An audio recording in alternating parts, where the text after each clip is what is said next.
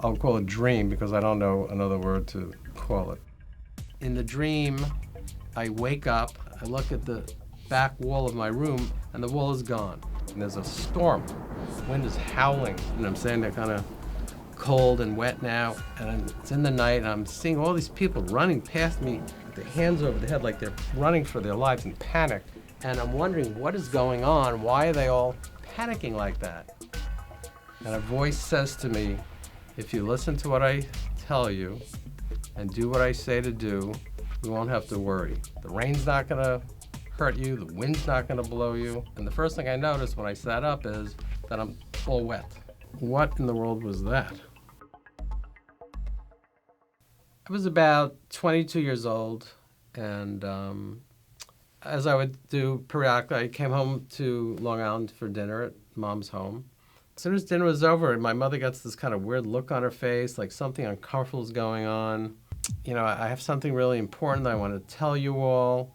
It's very difficult for me to say, and I know you're going to think I'm crazy. And we're like leaning on the edge of our chairs. Couldn't imagine what was going to come out. And she tells us that she now believes in Jesus. And that's when I freaked out and sometimes I said, oh my God, I don't even know who that woman is sitting there, but I don't know her. That's not my mother. Mom, this can't be. The rabbis have looked into the Hebrew scriptures for thousands of years. If in any way spoke of Jesus or pointed to him, they would know. But they reject him, so it can't be. When dinner was over, the three of us got up from the table wondering, what do we do now? But that night, sleeping in my old room, my old bed, I had a very profound experience that I guess I'll refer to as a dream because I don't know what else to call it. Was that God speaking to me? It was a very peaceful state, as wild and unusual as it was. But I didn't get the whole message of the wind and the rain and listening to him and not having to worry. So I'm going back to the things I used to be doing, which was, running around with my friends. Tuesday night, we went to this club. On Wednesday night, it was that club. Dating this one, dating that one. Every night was a different club, where to go. I have some money in my pocket, so I'm like, hey, life is great. The world is my oyster. And by and by, I'm starting to realize that, it's not quite as much fun as it used to be. Where is this going?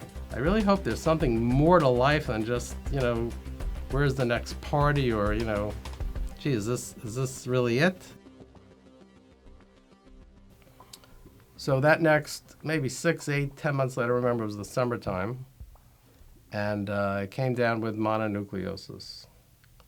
So here I am alone in the city, sick as a dog. I do what any good Jewish boy would do. I came home to Mom, and every afternoon she's bringing me in these little things to read, these little pamphlets, these little tracts, little scripture booklets.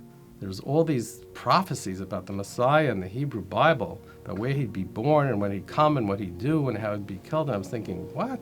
Never heard any of this. And these pamphlets are also talking about how all these things are fulfilled by Jesus in the New Testament. What? And I started looking up, are these things really in there? And sure enough, they are. Every one of them is in them. I'm like, oh my gosh, I don't know what to make of this. My mother says to me, hey, guess what? I met a Jewish rabbi, and he's a believer in Jesus. And we started attending the Bible study every Tuesday. And now for the first time ever, I'm meeting other Jewish believers in Jesus like myself. My whole lifestyle that I was used to was now over, running out, going to parties, dating. What was I going to do? So I began to pray for the first time. And one of the things I was praying for was, God, you need to really show me that this faith in Jesus is real, because look at all I've given up, I'm being ostracized, and life is crazy now.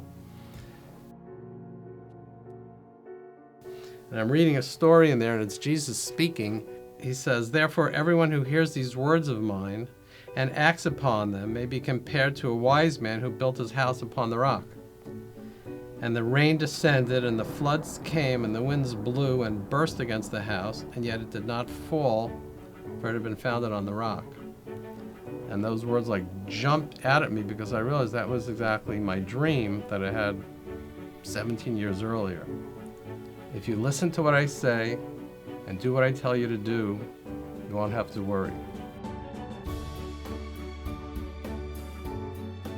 this was an answer to my prayer of God confirming that this was all true. Really, I guess for the first time, real peace started to enter my life, that I finally have focused my attention on something real.